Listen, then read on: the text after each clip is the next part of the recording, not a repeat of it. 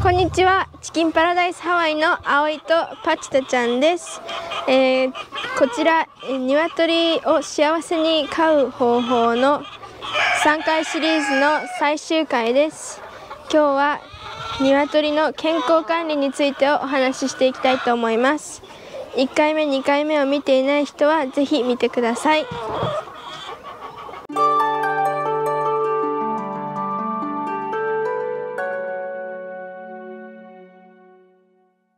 鶏は基本的には自分たちで自分の健康管理をしてくれるので、結構ハンズフリーではある生き物なんですけど、飼っているっていうことは責任があるっていうことなので、人間がちゃんと見ておいてあげないといけないので、今からこの金ちゃんをサンプルにして健康チェックを行います。まず、病気でも怪我でもないけどパッと見てわかるのがこの羽なんですけど、羽のツヤがいいっていうのが、普通の鶏、変な箇所が抜けてない、ボサボサじゃない、ちゃんと手入れされてるっていうのが一番よく目立ちますね。で、鶏は年に1度か2度か、うちの鶏はなんか知らないけど何回も生え変わるけど、羽が生え変わる時期があります。だいたい秋、冬の一番寒い寒さが来る前に羽が抜けて生え変わる場合が多いです。一番最初金ちゃんがうちに来た時に羽が抜け変わった時、ものすごいハゲて、なんかあれこの鶏死ぬのぐらいの勢いで羽が抜けていって、ちょっとびっくりしたので、そういう時はちょっと見てあげましょう。すごい個体差があって、全然抜けない子とすごいハゲるまで抜ける子がいるので、それはその時と場合によって、すごいひどい場合は隔離をしたり、タンパク質の多い食べ物をあげることによってその羽の抜け変わりをサポートしてあげれます。今の金ちゃんは羽が抜け変わりがもう終わってるのでツルツルなので、その点は問題ないです。で、次見るのが羽の虫です。じゃじゃーん。こうやって、おっとっとっとっと、失礼。はい、聞いて、お願い、人の話聞いて。羽の下をこうやってめくると裏側が見えます。ここに虫がいたりするんですけど、金ちゃんはとても几帳面なのでとても綺麗で何一つないで、ちょっとぐらいいるか、見えるかな、これ。このすごいちっちゃい点々、米粒みたいなのが虫なんですけど、少々虫はいるものなので、別にちょっとぐらいいるからといって何か薬をあげないといけないわけではありません。砂浴びをすることによって自分で管理しているので問題ないでしょう。で、次、足。一番大事なのが足だよね。嫌だね、ひっくり返されるの。鶏は足を使って土を掘ったりするので汚くて普通です。なんか無駄になんか泥がこびりついてたりする場合はちょっとポンポンって削ったりするけど、それ以外は大丈夫ですね。前にも説明しましたが、もう一度解説していきます。まず鶏の足、こちらは通常の時を見慣れておきましょう。鱗が浮いていないことを確認して、何も変なデコボコができていないのを確認して、足の裏も土が固まってついてるものは関係ないんですけど、変な出来物ができていないかを見ます。で、爪は自然に削れるから、大抵の場合は別に切らなくていいけど、なんか知らないけど一回伸び始めると永遠に伸びるので、伸びちゃってしまっている場合は切りましょう。血管が通っているのでそこは切らないようにしましょう。私は慣れているのでザクザク切ります。室内飼いをしている場合、鶏の爪が曲がることがあります。鶏を室内飼いにしている場合や、こうやって極端に爪が伸びてしまうと、こういうカーブなのでまっすぐこうやって地面につかずに、これが横にスライドしてしまって爪が曲がってしまうことがあります。これは別に命に関係はないし別に何の問題もないんですけど、でも掘りにくくなったりするので、こうならないように爪を切ります。この人は立場が弱くて上の方から降りてこないので、掘ることがめったにないので伸びてしまったので、こちらも爪を切っていきます。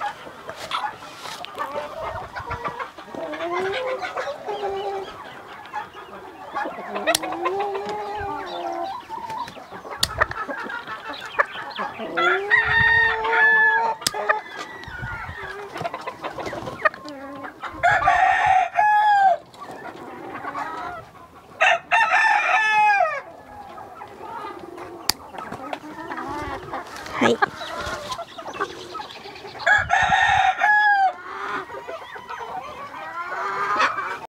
こんな感じでスパッと切っておけば、しばらくしたらちゃんとまっすぐになるので、あまり形とかは気にしなくて大丈夫です。鶏は、基本的には自分の身の回りの世話は自分でします。自分で毛づくろいをして、羽をきれいにして砂を浴びて、寄生虫がつかないようにして、あとは足の爪とかくちばしとかも地面を蹴ったり掘ったりつついたりしてるうちに自然に削れていきます。ですが、こちらの名前のないお方みたいにあまり地面に降りてこない弱い立場にいる子とかだと、ほら見してごらん、ちょっとくちばしが伸びてしまったりします。普通だとこの上くちばしと下のくちばしがちょうどぴったりになるはずなんだけど、それがちょっと伸びてます。ビビって口が開きました。というわけで、こちらは少し切り方をデモンストレーションしていきたいと思います。ですが慣れていないのでカオスになる予感。口をまず開けます。で、映ってるかな、見るとわかると思うんだけど、透かしてみるとここにほんのり線があります。これは裏側、くちばしの裏側を見ると、そこには肉があって神経が通っています。これは切ってはいけないので、それより若干下を狙って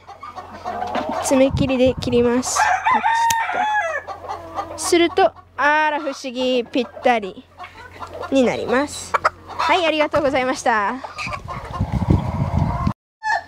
あやって伸びてしまったくちばしを切らずに放置していると、普通にこうくちばしがあって、ここがきれいにパキって横向きに割れてまた短くなるんだったら全然問題ないんですけど、これが縦にパキって割れちゃうと、くちばしがこうなってるはずがなんかこうなっちゃって半分割れててご飯が食べれないみたいな、そういう大きな怪我にも発展する可能性があるので、暇のある人は切ってあげてください。うちみたいにいっぱい飼ってて時間がない場合は、ある程度は自分でやってくれてるから問題ないんですけど、気がついたら伸びてるよってやってます。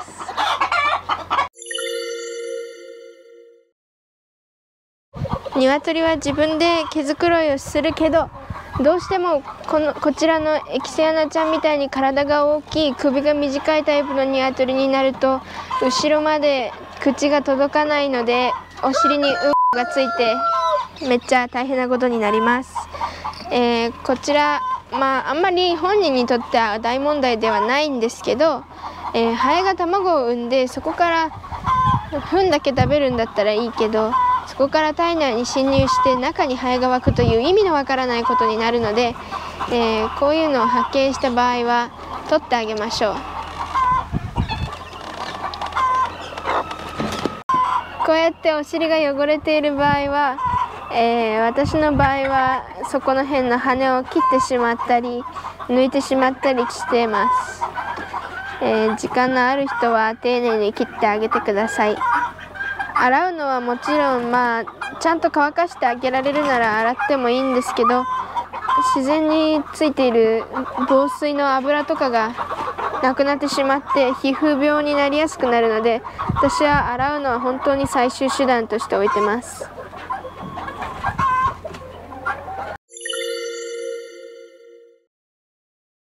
こちらうちのマシュマロちゃんがデモンストレーションしてくれてます。砂浴びです。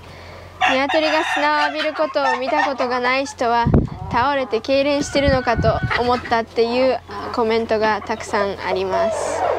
アメリカ人の言うことは面白いですね。そんな激しくないでしょってね。はい。でこうやって砂を浴びることによって羽についてる寄生虫を落としてます。いいね、豪快だね。はい。で寄生虫はこれである程度落ちるので、人間が関与する必要はほぼほぼないです。ですがうちには、皆さんご存知の通りこちらのバジルっていう名前のアヒルがいます。この子を飼っている理由なんですけど、最初はもちろんペットショップで弱ってたから助けたかったっていうのもあるんですけど、もともとアヒルは、飼う予定がありました。その理由はアヒルのこのくちばしって内側がギザギザになってるんですけど、そのギザギザのくちばしを使って鶏についている寄生虫などを取って食べてくれるっていう、なんとも素敵なサービスを行ってくれます。なのでアヒルを一緒に飼っていると寄生虫を取ってくれたりします。あとこのアヒル独特の飼ったことがある人にしかわからないこのアヒルの羽の脂の匂いっていうのが、ちょっと匂うんですけどそれが嫌いだっていう寄生虫が多いので、アヒルが本当いるだけで全然大違いですね。バジル頑張ってんのね。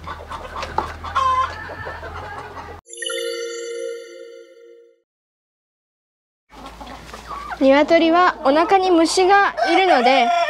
そちらの虫下しをするために、薬を使う人が多いんですけど、薬を使ってしまうと卵に直接影響するので、その薬を使ってから2週間とか1ヶ月とか卵を食べてはいけない時期っていうのが発生してしまうので、うちではこちらのヨモギを使ったカプセルっていうのを自分で作ってあげてます。普通にヨモギの葉っぱを摘んであげるっていうのももちろんそれが一番いいんですけど、ヨモギを嫌ったりする子もいるので、その子たちにはこのヨモギのお茶として売ってるやつを買ってカプセルに詰めてあげてます。ちょうちゃんおいで。ちょうちゃん簡単だからサンプルに使わせていただきます。腕の下に固定して首を伸ばして口を開けて、何してんの？ぽいぽい。飲ませる。飲んだ？飲んで？飲んで？出したらシャレにならないよ。飲んだ？飲んだね。みたいな感じであげます。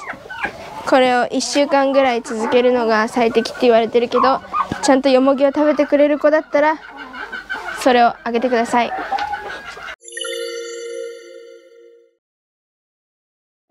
暑さと寒さの対策について話をしていきます。鶏はこのようにとても立派な羽がついているので痛いよちょうちゃん。立派な羽がついているので暑さからも寒さからも守ってくれます。でも普通に人が暑いなって思ったら鶏も暑いです。なので暑かったら鶏も暑いって考えてあげたら、比較的安全ゾーンにいられると思います。すごい暑い場合はとりあえず日陰を作ってあげて、風通しのいい場所に置いてあげてっていう、そのベーシックなことをやります。ですごく暑い場合、もう40度超えとかになっちゃう場合は、足を水につけるっていうのもいいと思います。本当に暑い時の鶏の顔はもう真っ青になっちゃって、で口開けてハーハーして、で羽をちょっと体からこうやって浮かせてなんかぜいぜい言ってるので、結構分かりやすいと思います。はい。でうちの場合ペンちゃんとかが家の中で暑がると、本当はどうなのか分かんないけど氷を食べさせてます。あまり大量にあげなければかき氷マシーンとかでガーってちょっと砕いたやつあげるとガスガス食べると思いますね。ちょうちゃんでもそこまで熱くならないようにするのがベストです。で寒い方は比較的耐性があるので、人間が寒いなって思っても鶏にはちょうど良かったりします。ハワイはその暑さ寒さがあんまり激しくないんですけど、寒い方は鶏は結構な温度まで耐えられます。こちらのルナちゃんは、オーストラロープという種類で、雪の中でも普通にカキカキするほど寒い場所に行っても大丈夫なようにできています。マイナスいくつとかまでいけるらしいです。通常の卵産みの鶏でも結構雪が降ってても大丈夫だと思います。ただ羽が濡れてしまうと話は全然変わってくるので、乾いていて雪がただ雪のままっていう状態なら比較的大丈夫です。でも雪が溶け始めたり羽が濡れたりするとちょっとやばいです。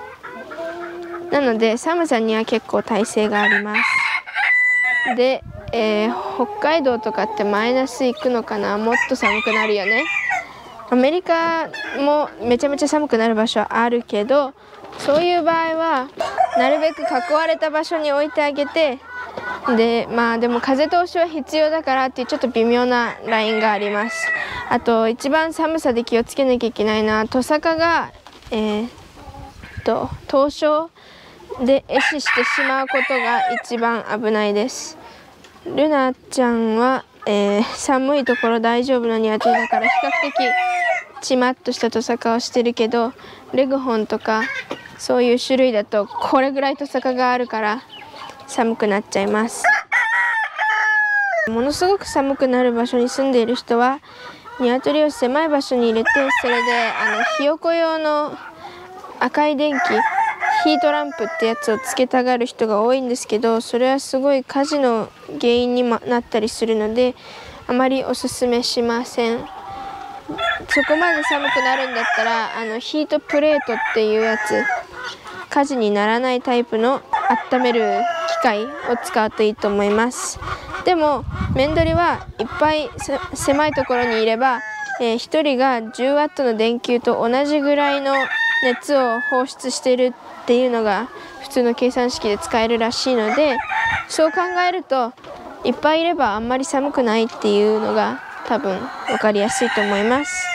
あと鶏は羽を膨らませて、この羽と羽の間にあったかい空気をためて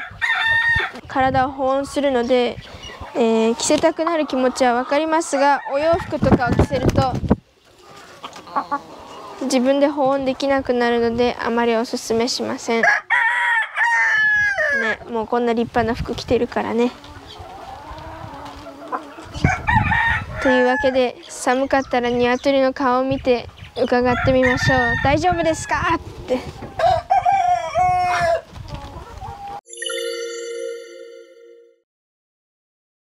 次は病気や怪我についての話をしていきます。まずは病気の紹介。普通にあるのはもちろん人と一緒で風邪が普通にあります。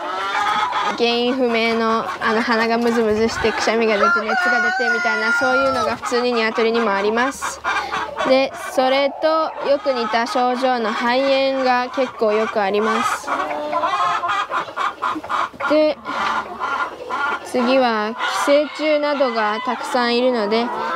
羽につく寄生虫、お腹の中にいるやつと目につく寄生虫っていう3種類がメインです。おそらくこの目につく寄生虫は、それを媒介するゴキブリがいないと増えないので日本にはあまりないかと思いますが、一応紹介しておきます。で次に心配が必要なのがその炎。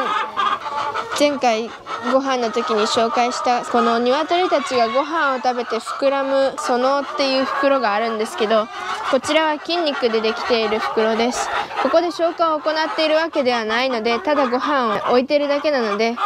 消化酵素がない代わりに別のバクテリアが増えたりしてしまうので、そこで炎症が起きてしまうとご飯が食べれなくなったりご飯が消化できなくなったりといういろいろな問題が発生して結構簡単に死んでしまうので心配しています。であとは足にできるバンブルフットっていう病気があります。足の裏にできものとかができる病気なんですけど、これはひどくなると骨まで響いて歩けなくなったり足が腐ったりするので、これも結構怖いです。あとは金属や化学物質を間違って食べてしまった場合の中毒、これも結構怖いし何を食べたのかわからないので難しいです。でもう一つ間違って食べてしまうので多いのがカビです。カビのことをあんまり真剣に考えてない人が多いんですけど、一口カビが生えたパンとかを食べてしまって5年後にそのカビが神経まで到達して急に歩けなくなったり呼吸困難になって倒れて死ぬっていうのが結構よくあります。なのでカビには気をつけましょう。で、あとは神経系の病気が何個かあります。ニューキャッスル病や、レック病など結構よく知られた病気が複数あります。こちらはワクチンがあったりするのでその辺を見てみるのも良いかと思います。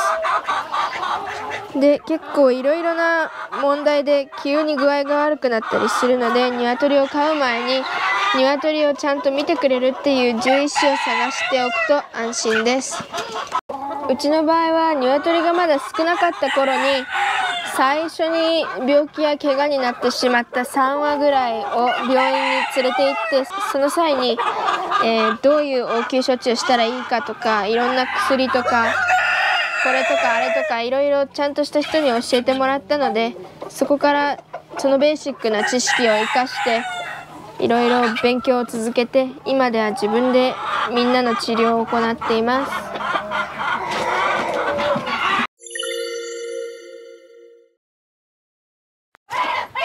で、鶏が具合が悪いかどうかをどうやって見分けるかがとても大事になってくるんですけど、そこが分からなければ病院にも連れて行けないので話になりません。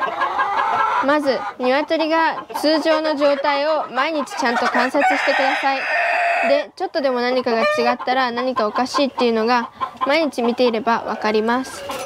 まずベーシックに鶏はいつもうごうごしてるんですけど、具合が悪くなったりすると座り込んだり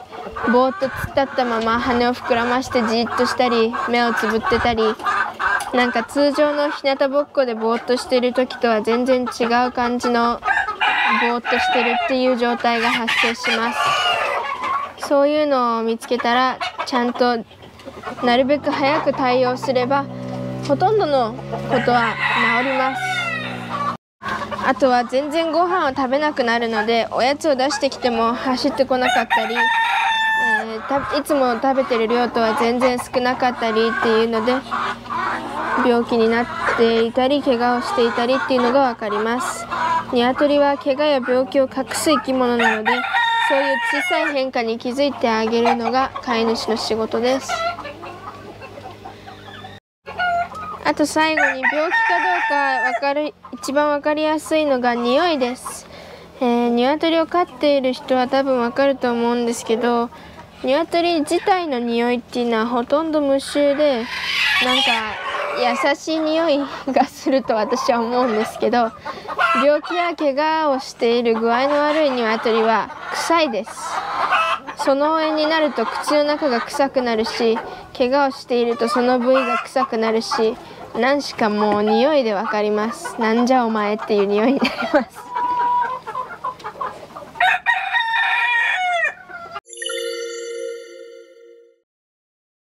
次に鶏が具合が悪いっていうことが分かったら病院に連れて行くなり症状を調べるなりする前にまず応急処置をしてあげましょう。これで本当に生きられるか死んでしまうかの分かれ道になってしまったりするので、なるべく早く行動しましょう。まず全然どうなっているかわからない場合はとりあえずベーシックに暖かい場所で安静にしてもらいます。鶏の体温は37.5 から38度ぐらいといって結構高めなので、それぐらい暖かい場所に置いてあげるのが適正です。で、鶏の体温は羽の外側から触ってもわからないけど、羽を持ち上げてちょっと剥げてる部分とかを触ってあげるとすごい熱っていうぐらい熱いです。で、具合が悪いと体温がそれ以上にすごく熱くなったりすごく極端に冷たくなったりするので、それでわかると思います。で、2番目にできることは食欲があるなら食べさせる。自分の生活スペースで自らご飯を食べるっていうのがなかったとしても、ご飯を手に乗せて見せてあげれば食べるっていう場合があります。そういう場合はご飯お水って鶏が普通にするように持ってってあげてください。で、3つ目、もしかしたら一番大事なことかもしれないっていうぐらいなんですけど、そばにいて声をかけて抱っこしてあげてください。懐いてる鶏だったらそれだけでも大丈夫なんだねって安心してくれて、でそんな急に死んでしまったりするっていうのが防げたりします。うちの子も大丈夫だよって叫んだ結果大丈夫だったっていう子が結構たくさんいます。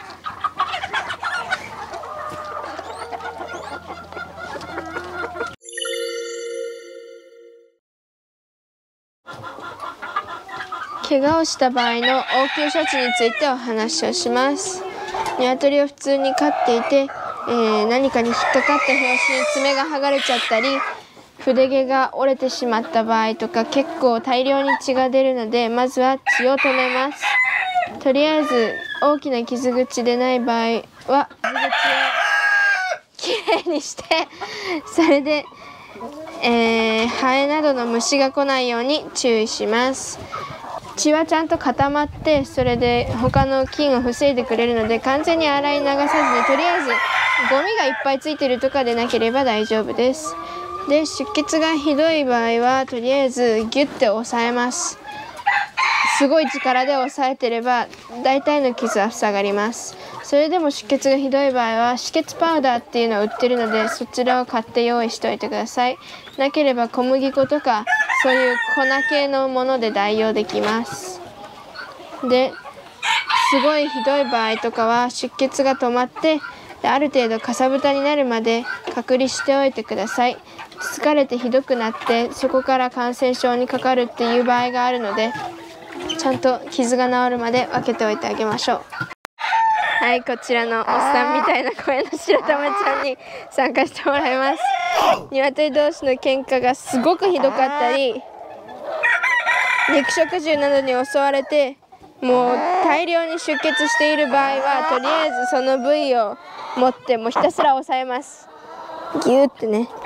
鶏は結構ギューギューワシャワシャしても大丈夫なので、ギュッと押さえてものすごいスピードで病院に駆け込みましょう。フランキー君は、野生で生活していた時にすごいひどい喧嘩に巻き込まれて、もともとは普通にこれぐらいあったトサカ、普通のパーみたいなトサカが、壊死しちゃって、なんかこれぐらいのチリチリになって固まっちゃって、よくわかんない状態になっているところを保護されて、これどうしたらいいのって言われて、とりあえず経過観察しましょうって言って、でそのくしゃくしゃになって真っ黒焦げになったトサカと、この下の部分もこうやって、これも形おかしいけどね、もうちょっとちゃんと丸かったのがこっち側は半分にちぎれてしまってないっていうひどいことになったんですけど、ご飯をあげて、ある日突然血が止まって、ある日突然急に治って、ある日突然この死んじゃったところがポロッと取れてきれいになって、でこのトサカの太い部分だけ成長を続けて、フランキーがファンキーな頭になりました。というわけで、鶏同士の喧嘩で、怪我をした場合、もちろんすごい血が出ます。この人もここ顔が全部血でカピカピになるほど血がついてました。でもその血は自然に止まるし、で止まらない場合もあるんですけど、大抵鶏同士の喧嘩であれば止まるし、でその後自然に乾いて治ってって言って、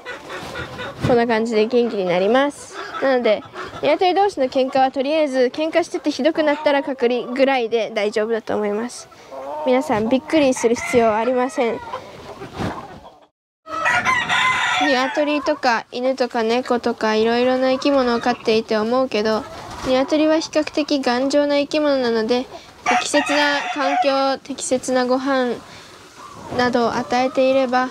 病気にはなりにくい方だと思います。なのでちゃんとした環境とちゃんとしたご飯を用意して、ちゃんと大事に飼って毎日見てあげていれば大丈夫だと思います。今日の動画は健康管理についてをお話ししました。鶏って結構いろんな健康の問題があったりするので、毎日こういうことを気をつけてやってます。皆さんも鶏をよく観察して頑張ってみてください。3回にわたって幸せに鶏を飼う方法というテーマでチキンパラダイス自己流の鶏の飼い方を説明しました。こちら自分で考えたものが結構多いし、こういう広い場所が用意できないとか、全然違う環境で飼いたいっていう人もたくさんいると思うので、もしよければ参考にしていただけたらいいなって思います。今日も動画を見てくださって誠にありがとうございます。よろしければチャンネル登録、グッドボタン、そしてコメントを残していってください。ではまた次の動画でお会いしましょう。バイバーイ。